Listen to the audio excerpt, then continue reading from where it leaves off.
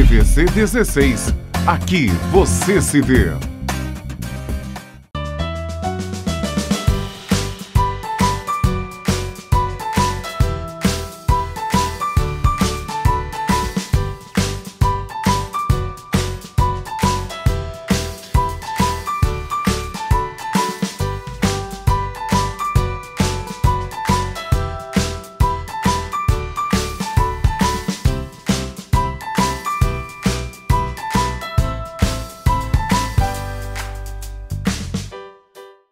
Sejam bem-vindos a mais um Nasceu Bora Cuidar, comigo, Jéssica Lima, aqui na TVC, canal 16, pela Tech Cable e com transmissão simultânea pelo site www.tvc16.com. O programa está cheio de novidades, falando sobre o dia 2 de abril, que é o dia do autista, do espectro autista. Nós teremos profissionais dando dicas e passando mais informação para que a gente compreenda melhor. Nossa nutricionista Juliana Pascoal estará falando sobre a parte de alimentação dos autistas. E também nossa psicóloga Elisa Leal vai falar sobre o dia da mentira, dia 1º de abril, quais são os impactos da mentira no desenvolvimento dos nossos filhos. E a nossa pediatra Marcela Baião estará conversando com vocês sobre as crianças leitoras, a importância da leitura. O programa está cheio de novidades e eu não vejo a hora de ficar por dentro de todas as dicas dos nossos profissionais. Agora, nós vamos para as dicas da nossa nutricionista Juliana Pascoal.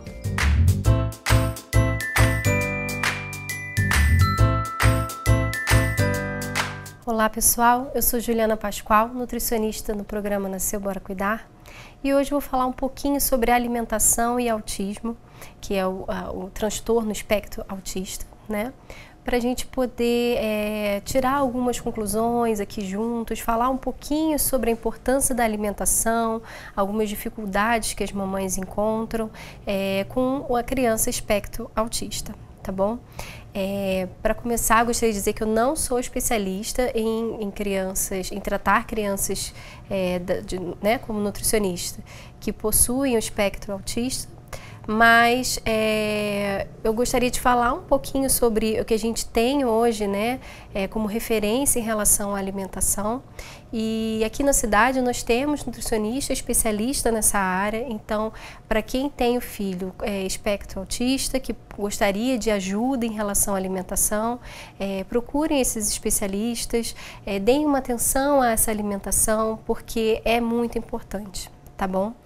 Em relação à criança que tem o transtorno, né, espectro autista, a gente tem que sempre lembrar que muitas vezes ela vai ter dificuldade para comer, vai rejeitar alguns alimentos, vai rejeitar algumas texturas, vai rejeitar muitas vezes o corte como que você fez aquele alimento. Então é sempre bom a gente ter essa observação, esse cuidado, esse carinho em casa ao preparar a alimentação, para que isso não prejudique ela, né, em relação à nutrição, ao que ela está ingerindo, se ela está conseguindo comer. E se você tiver essa dificuldade em casa, não estiver conseguindo lidar com isso, mais uma vez eu digo, procure um nutricionista especialista para ele poder te dar esse amparo, te dar esse apoio. Ele vai ter técnicas para te ajudar, ele vai ajudar a observar a criança para que ela consiga comer e ter uma nutrição adequada, tá? Muitas vezes a mãe corta a cenoura, por exemplo, em palito para a criança, isso a partir dos 6 meses com a alimentação, e ela se acostuma a comer daquele jeito. Em determinado momento a mãe corta a cenoura em rodelas, ela pode rejeitar essa cenoura. Então é interessante você se ater a essas pequenas mudanças que muitas vezes vão ferir, né, a criança assim, no dia a dia dela, que ela está acostumada com aquele formato, com aquela apresentação, com aquela textura. Então é legal ela ter abrangência disso, por isso que é importante o acompanhamento com o especialista, para ver se a gente consegue fazer com que ela aceite de outras maneiras, mas evite de fazer isso sozinha. Tá? Evita cortar sozinha de outro jeito, ela pode rejeitar e não querer mais comer aquele alimento. Uma coisa que é importante a gente pensar também é no tipo de alimentação que essa criança está tendo, se é uma alimentação variada, rica em nutrientes, como que ela se comporta ao se alimentar. se ela consegue sentar na mesa sozinha e comer, se você consegue acompanhar isso com ela de casa, né? Muitas vezes a mãe trabalha, a criança fica com uma outra pessoa, uma avó, uma tia, às vezes numa creche. Então é legal conversar com quem fica com a criança também, para ter esse acompanhamento junto com o nutricionista. É sempre importante ter esse segundo olhar, né? Se a criança está conseguindo comer e se ela está tendo uma alimentação variada, tá? É super importante. Hoje se fala muito em retirar o glúten, né, da alimentação da criança que tem o transtorno espectro autista, para que ela tenha uma função melhor, um aproveitamento melhor dos alimentos. Isso pode funcionar sim, tem vários estudos que já comprovam que retirada do glúten pode ajudar, mas é sempre importante ter esse acompanhamento com o nutricionista para ver se realmente de fato está fazendo alguma diferença para essa criança, tá? E aonde a gente tem glúten? No centeio, na cevada, no trigo. Então, alimentos que possuem isso e derivados, né, vão conter glúten. E hoje em dia a gente consegue, né, com os alimentos industrializados, também ter no rótulo se contém glúten ou não. Então, fica mais fácil de identificar. Espero ter ajudado com essas dicas em relação ao transtorno espectro autista e deixo aqui para vocês procurarem, né, um especialista mesmo para fazer um acompanhamento multidisciplinar, tá bom? Até o próximo programa.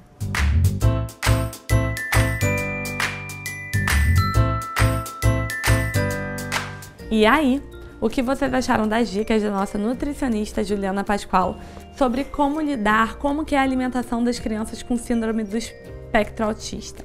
É muito importante, mesmo que nós não tenhamos filhos com essa condição, que nós tenhamos mais informação, que nós compreendamos mais sobre como que é o cuidado, como que funciona, que muitas vezes vocês não convivem com pessoas e crianças com autismo, mas os filhos de vocês podem estar inseridos em classe com crianças assim. Então, entender e poder explicar melhor para os filhos de vocês é extremamente primordial. No próximo bloco, nós temos mais informações sobre o espectro autista e muito mais para vocês.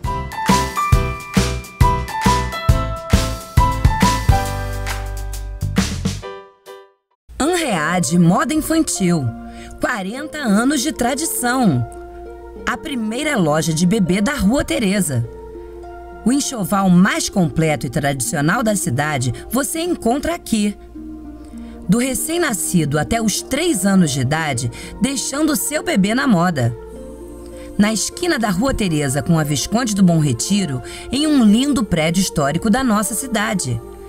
Anread Moda Infantil, 2243-4366.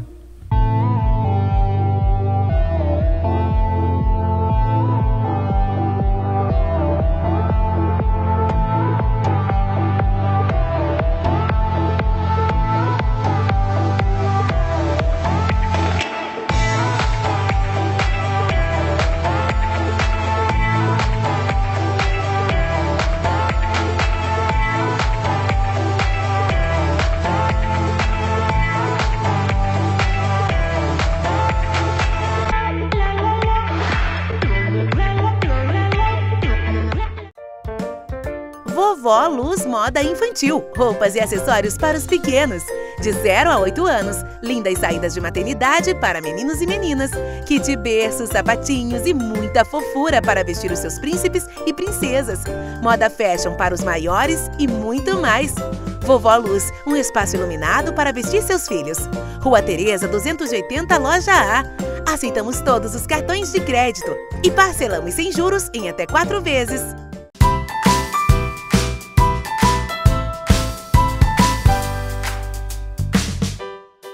De volta com o Nasceu Bora Cuidar e depois das dicas da nossa nutricionista Juliana Pascoal falando sobre o autismo, visto que amanhã é o dia do autismo, é o dia de conscientização sobre o autismo.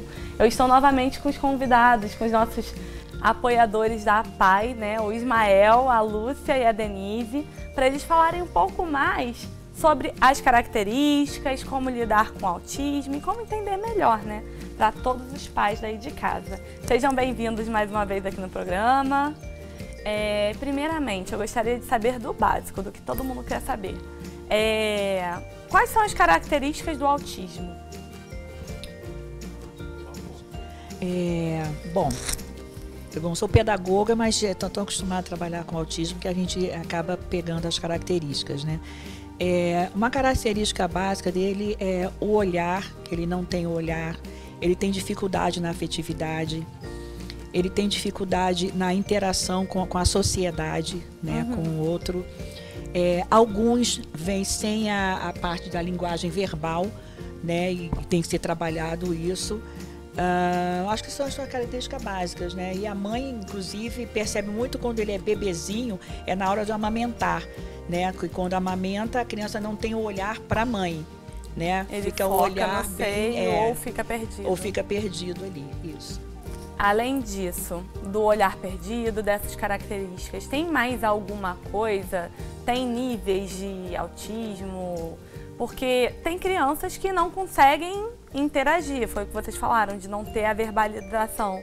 Mas tem algumas pessoas que só diagnosticam, né, o autismo com 40 e poucos anos, já com uma vida inteira vivida. Como que a gente consegue diferenciar esses tipos de autismo, os graus, o que marca? Eu vejo assim, o básico disso, além dessas características que eu coloquei, o autista, vamos dizer, leve, ele consegue hoje em dia interagir com o outro, permitir que o outro toque nele, né? Que tem uns que nem isso permitem. Quando ele os outros níveis, né, do autismo, que é o grau 2, 3, 4, são aqueles mais alterados, aonde ocorrem episódios que eles ficam com raiva, eles gritam, eles batem. Até eu coloco muito bem isso que para as mães, que quando ele tem esses episódios, ele não quer agredir ninguém, ele não quer bater ninguém. Ele certamente quer buscar a comunicação dele. O dizer assim, eu não gostei disso, ou gostei muito disso. Tem uns que tem umas coisas de se balançar muito. Ansiedade. Né? Ansiedade, que ele gostou muito daquilo. Ou quando ele está com muita raiva, não gostou daquele ambiente, às vezes pela hipersensibilidade, que também quis colocar isso, são geralmente crianças hipersensíveis, tanto do auditivo, quanto na percepção, sensorial. Né, sensorial. Então isso é uma característica que é bem típico deles também, tá? Então quando ele tem esse grau muito alto, ele chega a agredir as pessoas. Você não consegue trabalhar a atenção dele, a concentração, é muito mais difícil desse trabalho. Entendi. Além disso, na parte psicológica, como que o autismo interfere no desenvolvimento da criança, no sentir, não sei. Sei que eles costumam focar em uma coisa. Eu gosto de pintura, então eles focam naquele mundo e costumam ficar imersos. Como que funciona exatamente? Como a Lúcia colocou, né, você também colocou previamente, assim, há níveis, né, diversos níveis. O autista, né, autistas famosos, né, no caso do jogador Messi, ele tem um nível, né, que é tido, e ele é uma pessoa que tem relacionamento, é casado, tem filhos, né, ele é um dos maiores jogadores de futebol do mundo. Então assim, e há níveis mais, né, não diria mais graves, né, mas assim, mais profundo, intensos, né, que dificulta de fato o seu convívio com a sociedade. As atividades, né, uma coisa muito interessante sobre o autismo, né, que tem, acho que o autista não brinca, né, por exemplo, você dá uma boneca, dá um carrinho, dá uma bola, ele não se interessa por aquilo, mas na verdade ele pode se interessar pela textura, né, eles gostam muito da textura, né, do toque, daquela superfície, né, ele consegue. De fato, ele tende a um isolamento, porque há uma dificuldade na interação social, né? Mas ele participa daquele espaço e ele tende a ter, né? Tem alguns autistas que, né, autismo que eles têm uma inteligência acima da média. A questão é que você conseguir atingir e descobrir qual é esse talento que essa pessoa tem, né? Por exemplo, existem autistas que são deficientes visuais e que são excelentes músicos, né? Que eles aprendem pelo ouvido, né? Então, assim, eles têm uma capacidade muito interessante. O nosso desafio nosso aqui, né, enquanto pais, enquanto, né, professores, enquanto profissionais técnicos, é entender quais são as aptidões daquele autista, né, do que ele tem, porque de fato ele tem um interesse né, em uma série de atividades. A questão é descobrir o que é, né? E pode sair muito bem. Quando a gente descobre qual é de fato a atividade que ele tem interesse, ele sai muito bem, né? O caso, né, que nós temos na PAI, um que tem um interesse em música, que é muito interessante, né? Ele entra no ritmo, ele gosta muito dessa atividade, né? Ele se interessa. Ele não fala, ele é deficiente visual, né? Ele tem uma baixa visão, mas nesse ambiente de música ele interage muito bem. Isso é interessante. Posso Pode, fazer claro. uma colocação aqui que na fala do Ismael, que eu esqueci de colocar, que geralmente eles não conseguem dar funcionalidade aos brinquedos, aos objetos. Então, como o Ismael colocou, às vezes você dá um carrinho para ele não brinca com aquele carrinho como se fosse um carrinho. Ele bate aquele carrinho, ele joga o carrinho, ele roda o carrinho. Tá? Isso é uma das características também, tá? Que eu queria colocar. Eles não conseguem a interação deles com os objetos que são normais, assim, no cotidiano de uma criança. Toda criança, vezes... pega a bonequinha, vai brincar, pega o carrinho, vai brincar assim, pega a panelinha, vai mexer, não. Porque a percepção deles é diferente também do que... O outro atrativo dele para aquilo é outro, que aí cabe a nós buscar isso dele. Sim, no caso da fala, perguntando diretamente para Denise, uma criança autista que não fala, ela não vai falar no restante da vida. Ou existe algum tipo de estimulação que você possa fazer na parte da fonoaudiologia ou coisa do tipo para poder que a criança consiga se desenvolver da melhor maneira possível na parte da comunicação com o outro, com o pai ou não? A criança que tem esse grau de autismo, que tem a percepção da fala, não vai conseguir ser trabalhada essa parte. Olha, na parte da fala, o diagnóstico que a gente dá da fonoaudiologia é atraso de fala e linguagem. Então, a gente trabalha através de estímulos. Existem, sim, pacientes que verbalizam logo, outros demoram a verbalizar, outros também não verbalizam. A gente não tem uma razão e uma certa do que o que motiva isso. São as intervenções que a gente vai fazendo e vai trabalhando. É o trabalho que vai mostrar se vem ou não. E também a interação com o terapeuta é muito importante. A gente, o elo que ele tem, o vínculo que ele tem com a gente, proporciona uma terapia que venha a ter ganhos ou não. Ainda não foi detectado o porquê da coisa da não oralidade. Mas a gente vai trabalhando, a gente não tá... Eu, como fonoaudióloga, posso dizer que eu vejo a estimulação num todo, o desenvolvimento dele num todo, e não só estou prestando a parte da fala. Tem também a comunicação, eles falam com o corpo, eles se conectam com você. Então, tudo isso é um falar para mim. Vai além da... Sim, da oralidade, vai além. Eles expressam corporalmente. Sim. E tudo isso, e eu vejo, eu tenho pacientes lá que não oralizam, mas eu já consigo me comunicar, que é o importante, né? No caso é a comunicação. Então, para mim já é um ganho muito grande, satisfatório. Além disso, perguntando diretamente, eu acho que para o Ismael, mas vocês também como profissionais devem ter essa percepção. Como que as crianças com autismo lidam com o preconceito, com a exclusão, com o ambiente não entender a situação delas? Você sente isso nos momentos em que você está com as crianças autistas? Eles conseguem compartilhar com vocês esse sentimento ou fica muito interiorizado, vamos dizer assim? Como há níveis, né? Níveis do autismo ao nível de percepção.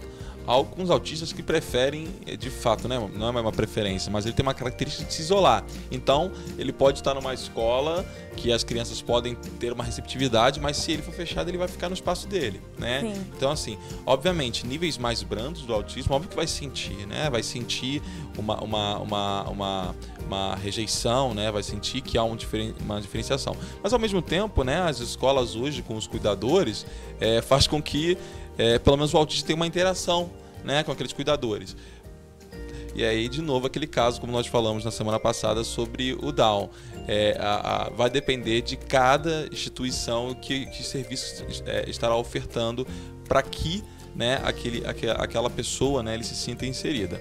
Mas o autismo, diferente de outras né, patologias, ele já tende ao isolamento, né? Porque ele está no mundo dele e de fato, às vezes, quando ele vai realmente tentar se comunicar, é por meio de meios não convencionais, né? Como uma agressão, né? Como uma agressão no sentido de querer chamar atenção ou de tocar, porque ele pode querer falar, só que a reação do seu corpo pode vir de uma forma desproporcional, né?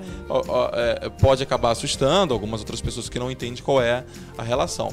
Mas, assim, o nível, né, de percepção varia de pessoa para pessoa com o autismo, né? Eu digo que os níveis mais brandos, né, do nível 1, 2, ele pode captar mais facilmente a rejeição do que outros níveis que acabam não tendo, que tem um nível maior de isolamento. Na parte paterna, em qualquer deficiência, eu passei por isso no início do problema com o Arthur, aquele sentimento de culpa. Existem pais que realmente rejeitam a criança, ou como o pai entender que a condição do seu filho não é culpa sua. O autismo não é uma coisa que está com um diagnóstico fechado do que causa. Então, pode ser que os pais tenham essa culpa, esse peso de... a culpa é minha dele ter o autismo, dele ter Down. Como lidar com os pais, como vocês trabalham essa percepção dos pais na aceitação dos filhos, que não é uma doença, é uma condição, e com essa condição você tem que buscar alternativas. Como que vocês trabalham isso? Na verdade, a culpa atravessa todos os seres humanos, independente se tem um filho com deficiência, né? Se tem um filho que não nasce com deficiência, né? Em algum momento os pais vão falar pai e a mãe vão falar aonde foi que eu errei. É claro que no caso, né, da pessoa com deficiência, onde a característica está bem mais evidente, né? De fato pode vir com esse sentimento de culpa, né? Mas eu diria que o maior que eu observo, né, na minha prática clínica, que o maior sentimento que eles têm é de impotência, de não saber, de ter medo de não conseguir ofertar para aquela criança, né, tudo que é necessário. Então esse sentimento ele vem, né? Vem porque nós, né, precisamos de fato mudar a nossa percepção, né? O mundo precisa mudar de fato a sua percepção de que a pessoa com deficiência ela é uma pessoa, né? Então ela está inserida no mundo como todo mundo e todo mundo tem suas características, né? A pessoa com deficiência tem pessoas, tem famílias, né? Isso jamais antes, né? Quando ainda eles eram afastados da sociedade, né? Eles eram excluídos da sociedade, né? Onde as famílias tinham vergonha de mostrar seus filhos, né? Porque hoje as pessoas falam, nossa, como tem pessoas com deficiência? Mas a pergunta na verdade, hoje está nascendo mais ou hoje as pessoas, existem políticas que incentivam que aquelas pessoas estejam incluídas na sociedade, né? A gente pode observar, né, a mudança, né, a lei da acessibilidade, onde todos os espaços precisam inserir, né, poder ofertar, né, para que aquela pessoa tenha uma mobilidade, né, uma acessibilidade. Então, assim, fica essa questão. Isso, né, com essa lei de acessibilidade, né, ela permite com que a sociedade entenda, né, que ela possa de fato interagir com a pessoa com deficiência, né? E isso passa pela família, né? Eu observo também que a família que é mais engajada, a família que busca estudar, saber melhor sobre o quadro do seu filho, tem excelentes resultados diferente daquelas famílias que não buscam, né? A gente observa muito isso, é muito característico dessas famílias, assim como ter um filho que não tem deficiência, né? A gente observa que famílias onde os pais que buscam estar presentes, né, buscam entender as necessidades daquele filho, né, que busca pelo diálogo, busca pelo desenvolvimento saudável dela, o filho vai crescer, né? A tendência é que cresça muito mais saudável do que aqueles pais que deixam o filho correr pelo mundo. Então, assim, o que precisa derrubar é o preconceito dentro de nós mesmos, né? Sim. Né? Então, isso que facilita com que os pais entendam que aquele filho vai ter uma necessidade, assim como qualquer outra criança pode ter seus desejos, suas vontades. Os pais precisam perceber isso, né? Entender que de fato não há, né, uma mãe não tem culpa, né, direta, né? São circunstâncias da vida, pode ser um erro médico, pode ser uma questão do próprio hereditária, né? Genética daquela família, e aquela criança nasce com aquela condição. Só que não está perdido, né? Na verdade, aquela família precisa só buscar mais conhecimento, entender melhor como é que funciona essa relação, né? com aquela criança, e o desenvolvimento dela será saudável, né? A tendência é que seja mais saudável, mesmo com os desafios. Aceitação. Bem, eu gostaria de agradecer a participação de vocês, foi muito importante mesmo, porque eu sinto que por mais que já tenham essas políticas de inclusão e tudo mais, tem muitas pessoas que têm o preconceito, que não buscam conhecer. E como nosso programa é voltado para os cuidados com as crianças, eu acho que um pai informado ajuda na transformação não só do filho, mas do mundo. Porque se a gente quer um mundo diferente, um mundo mais inclusivo, um mundo mais humano, a gente tem que cuidar de agora, transformar nossos filhos para que essa mudança realmente aconteça, no nosso conhecimento, e que isso seja transmitido para eles. Muito obrigada.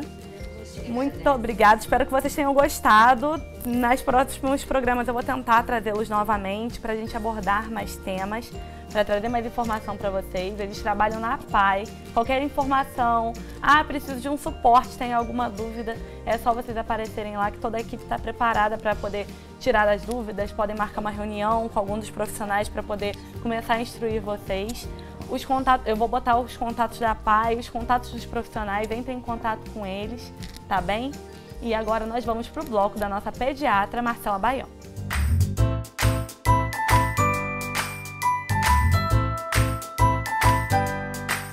Oi pessoal, tudo bem? Hoje eu quis trazer pra gente um assunto que é um pouquinho diferente, a gente não está acostumado a conversar sobre isso. Aproveitando que a criançada agora engrenou na escola, vamos conversar um pouquinho sobre hábito de leitura. A sua criança é uma criança leitora? Primeiro de tudo, como que é o seu hábito de leitura? Não importa se a criança é seu filho, seu sobrinho, é alguém da família, filho de algum amigo, você dá o exemplo? Você é uma fonte de inspiração para essa criança?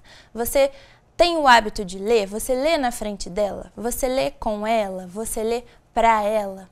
Para você ter uma criança com hábito de leitura, o exemplo é a primeira coisa. Uma criança que lê, uma criança que tem o hábito da leitura, é uma criança que vai ter um vocabulário melhor, ela vai ter mais facilidade para escrever as palavras com a grafia correta, ela vai ter uma facilidade de comunicação, ela vai conseguir escrever um texto mais bem estruturado, ela vai conseguir entender melhor a mensagem de um texto que ela está lendo. Isso vai fazer dela um adulto com maior facilidade de comunicação, um adulto que vai conseguir ir melhor no trabalho, vai digitar um e-mail que vai ser super bem compreendido pelas pessoas do trabalho dele. Isso é o que a gente quer que a nossa criança vire um adulto bem-sucedido.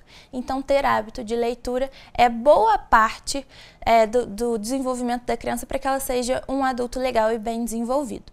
Além disso, um livro pode ser uma excelente maneira da gente introduzir um assunto delicado, um assunto que a gente está sem saber direito como que a gente conversa com a criança. Por exemplo, a separação dos pais, a chegada de um irmãozinho, o desfraude, até mesmo a morte de alguém querido, pode ser um assunto abordado junto com um livro, né? A gente pega um livro sobre o assunto e a gente senta com a criança, lê sobre esse assunto no livro e aí inicia uma conversa de uma maneira mais natural, menos pesada, né? A gente vai ter mais facilidade de introduzir aí esse assunto que a gente precisa conversar. Isso pode facilitar a sua vida. Você está precisando conversar sobre algum assunto com a sua criança? Procura um livro, vê se tem um livro sobre isso. Com certeza vai ter, vai facilitar a sua vida. Mas o hábito da leitura precisa ser introduzido de uma maneira natural, sem cobrança, sem obrigação. A gente tem que fazer esse momento ser legal, ser interessante. E para isso a gente precisa respeitar a idade da criança. As crianças pequenininhas vão se interessar por livros mais curtos, com uma página mais grossa que elas vão conseguir manipular melhor. Elas vão conseguir entender a dinâmica de virar a página, que o livro tem um início, um meio e um fim. E aí ela vai conseguir entender melhor isso aí e vai conseguir ser um adulto que lê. Então, se a gente oferecer um livro que não é do interesse dessa criança, vai ser mais difícil da gente prender ela por mais tempo. Crianças maiores se interessam por livros, geralmente são aqueles que têm uma continuidade, né? Que são séries. Então, séries de livros. Às vezes tem 3 livros da história. Esses livros costumam prender bem a atenção da criançada, que é maior, e dos adolescentes também.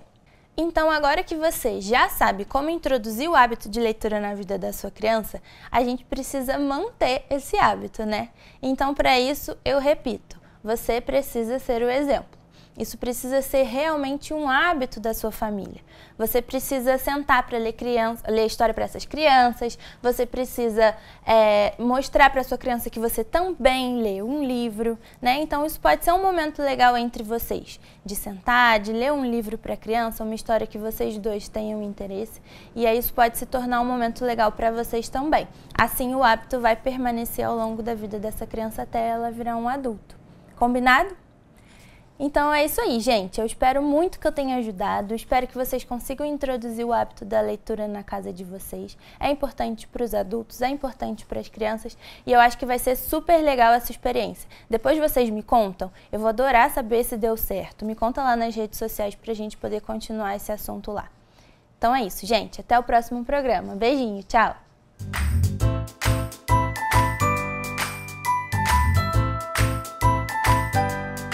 E aí, o que vocês acharam das dicas da nossa pediatra Marcela Baião?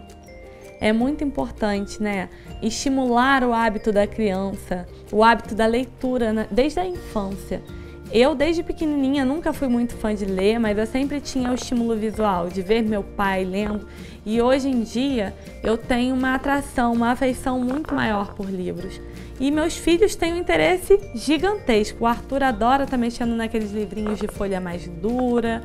A Helena quer sempre ouvir uma historinha nova, quer sempre mais e mais e mais. Eu cheguei a comprar aqueles livrinhos com uma historinha por dia, que são bem pequenininhas, bem reduzidas, para você, papai e mamãe, que não tem tempo. É legal vocês comprarem um livrinho desses, porque assim vocês têm variedade de histórias e não precisam empenhar um tempo tão grande nesse momento da leitura, né?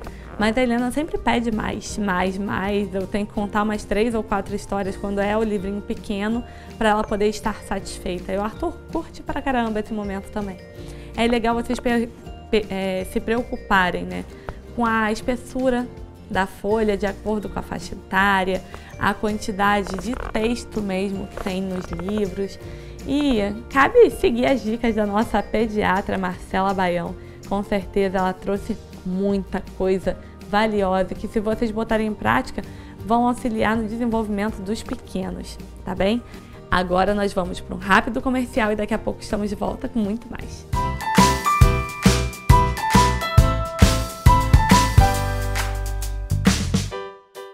Anread Moda Infantil, 40 anos de tradição.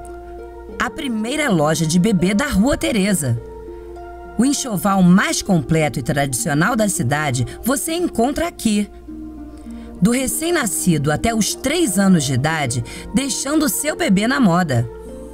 Na esquina da Rua Teresa com a Visconde do Bom Retiro, em um lindo prédio histórico da nossa cidade. Anread Moda Infantil, 2243-4366.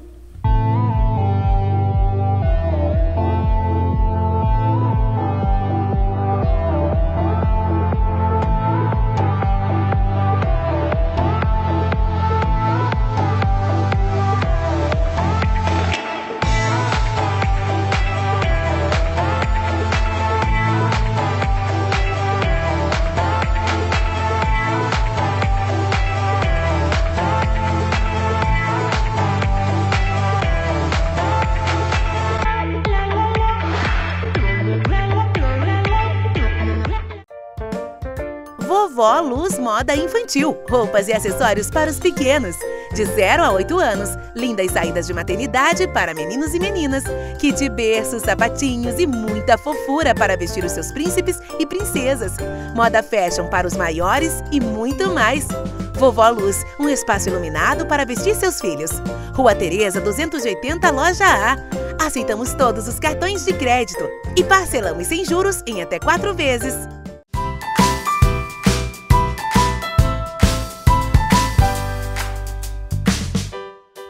de volta com Nasceu Bora Cuidar, com muitas dicas importantes para vocês. E agora nós vamos falar sobre a mentira com a nossa psicóloga Elisa Leal.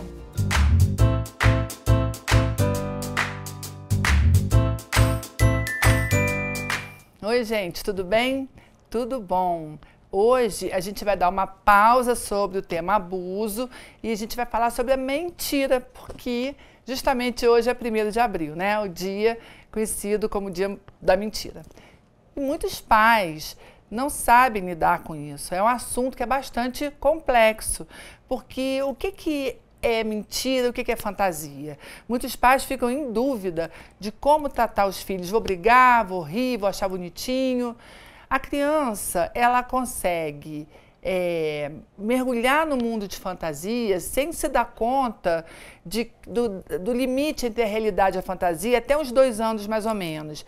A partir dos 2 anos, 3 anos, é que ela começa realmente a mentir e a experimentar. Muitas vezes ela ainda está confusa sobre o que ela deseja que aconteça, ou sobre a mentira como maldade, né? Como inventar. Então é importante que os pais fiquem bastante atentos, até para saber o que está levando essa criança a pregar uma mentira. Né? Ela está querendo alguma coisa, ela está com medo das consequências de alguma coisa que ela fez, ela está protegendo alguém, ela está querendo pregar uma peça, uma brincadeira. Então, é importante que a gente fique atento para a gente diferenciar o que é fantasia do que é a realidade. Os pais sempre têm que ser exemplos para os seus filhos. Então, não adianta a gente falar, não minta se a gente mente, se a gente está pegando dinheiro do marido na carteira ou pegando o celular da mulher e mentindo. Não adianta. A gente tem que ser, os filhos são os nossos espelhos. A gente é que ensina através dos exemplos, dos atos e não só das falas. A partir dos 4, 5 anos, é importante que a gente comece a passar para a criança a importância da palavra honestidade e as consequências que podem causar uma mentira.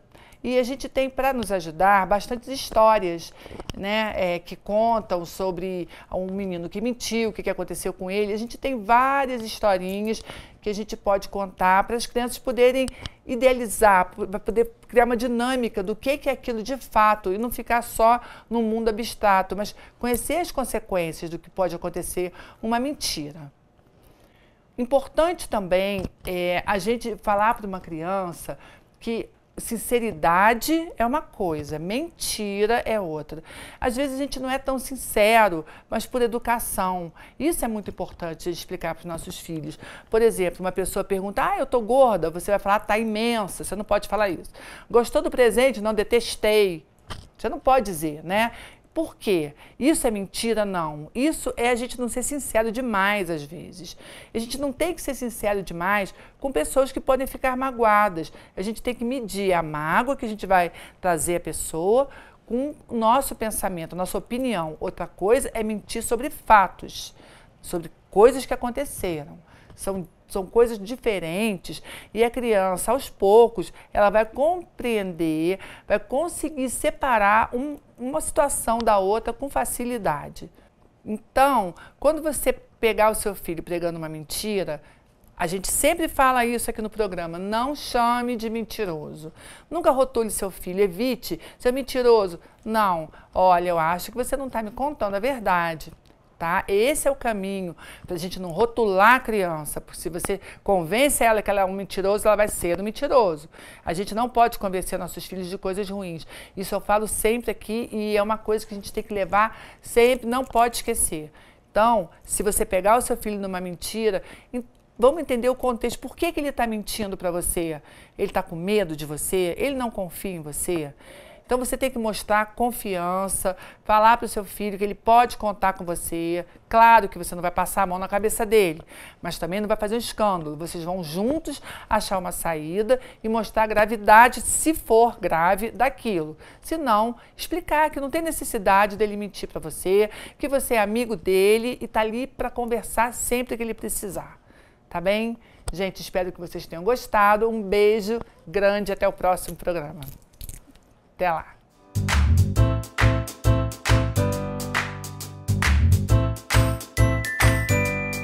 E aí, o que vocês acharam das dicas da nossa psicóloga Elisa Leal? É muito importante nós entendermos o impacto da mentira. Tem sempre aquela mentirinha boba que nós falamos. Os contos que nós contamos durante a infância. Mas estimular a mentira nos nossos filhos pode interferir no desenvolvimento deles como seres humanos. Vale muito, muito mesmo seguir as dicas da nossa psicóloga Elisa Leal, todas as dicas que ela trouxe, colocar em prática para que a gente evite, né, esse hábito de mentira dos nossos filhos, não estimulemos tanto esse dia 1º de abril, o dia da mentira, né? É chato, é complicado, as crianças acham que é só uma brincadeira e depois a mentira pode tomar uma proporção gigantesca no desenvolvimento dos nossos pequenos. E agora nós vamos para as dicas dos nossos patrocinadores. Ateliê Thaís Gavioli, sempre com muitos mimos e novidades para você. Peças exclusivas em MDF, todos os tipos de biscuit para o quartinho do seu filho, sua casa e sua festa. Materiais para festas personalizados e toalhas bordadas, feitas com muito carinho para você. Para maiores informações, entre em contato pelo telefone 98815-6934 ou pela página do Facebook Ateliê Thaís Gavioli. Encante-se com a geração Criança Feliz, uma escola encantada feita para você, comemorando 20 anos de muita dedicação com o futuro de Petrópolis, atendendo desde o berçário até o 5º ano, oferecendo além de um ensino de altíssima qualidade, diversas atividades extracurriculares para contribuir ainda mais com o desenvolvimento do seu filho. O Centro Educacional Criança Feliz fica localizado na rua Vitor Meireles. Entre em contato com o telefone 24 2245 1912 ou através do Facebook e do site do Centro Educacional Criança Feliz. E como sempre, o Salão Exotic Hair cuidando dos meus cabelos, das minhas unhas, sempre com muito cuidado, não só para mim, mas para todas vocês. Mamães, vovós, titias e até para os papais. Tem todos os tipos de tratamentos capilares, estéticos, depilação, designer de sobrancelha, aplicação de piercings, pé e mão e muito mais. Sempre aquele cafezinho quentinho, fresquinho, feito para você. E um atendimento de alta qualidade, com profissionais extremamente capacitados. O Salão Exotic Hair fica no Shopping Santo Antônio, na sala 11. E o telefone de contato é 2247-3237 ou pelo WhatsApp 98806-4745. Vai lá, fala pra Grace que vocês viram as dicas, o anúncio aqui no Nasceu Bora Cuidar, que eu tenho certeza que ela vai ter um precinho muito especial pra vocês. No Nasceu Bora Cuidar dessa semana, estamos com uma super novidade para vocês. Faremos juntamente com a Ateliê Thaís Gavioli o sorteio dessa linda caixinha coelho. E para participar é muito fácil. Ligue para o telefone 2231-0341 ou envie uma mensagem para o WhatsApp 992820897 e apenas informe seu nome, seu telefone de contato e o bairro. Liguem quantas vezes vocês quiserem. A promoção é válida de hoje até a segunda-feira que vem, dia 8 de abril. Dia 8 de abril, aqui no Nasceu Bora Cuidar, estaremos trazendo para vocês o resultado desse sorteio. Boa sorte! Um lembrete para vocês. No domingo, dia 7/4, às 9 horas da manhã, na Avenida Barão do Rio Branco, haverá a Caminhada Azul. A caminhada tem o intuito de conscientização da Semana do Autismo. Como no programa de hoje nós falamos sobre o autismo, haverá essa caminhada e o programa Nasceu Bora Cuidar estará lá apoiando esta causa. Nosso programa fica por aqui. Espero que vocês tenham gostado de todas as dicas, de toda a informação que nós trouxemos especialmente para vocês. Lembrando que se vocês perderam alguma coisa, alguma informação, alguma dica, nosso programa está no YouTube. É só escrever Nasceu Bora Cuidar, que vocês encontram tudo o que aconteceu por aqui lá na página da TV e também no Facebook da televisão. Os contatos apareceram aqui embaixo. Podem seguir nosso programa nas mídias sociais, tanto no Facebook quanto no Instagram, que lá tem sempre informação, novidade, lembrete que o programa vai entrar no ar, tá bom? Muito obrigada pela companhia de vocês. Espero vocês semana que vem com muito mais. Tchauzinho!